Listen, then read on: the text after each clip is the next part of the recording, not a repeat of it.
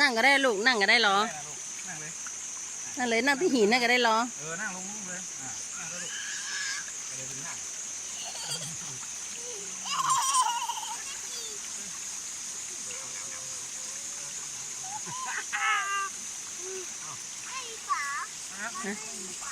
โอ้ก็มีสะพานนะเดี๋ยวไปถ่ายบนสะพานเนี่ยโอ้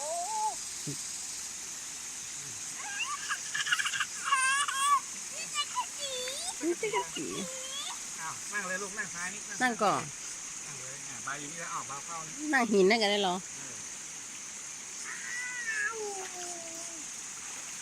ไอ้วันเกิดท่านนิกรเอาหลานหนาวเย็นไหม เป็นเหรอ ตะปูนมันลึกอันตราย แล้วหมื่นด้วยสีห แล้ว มื่ มาน เลยเนี่ยเย็นไหมชอบนะชอบไหมชอบไหมลูกไหม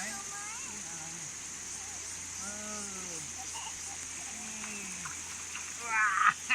ไอ้หนาวเอาใส่เนี่ยเอาโขนลูกเหรอเอาแล้วเนาะ ให้ตันลูก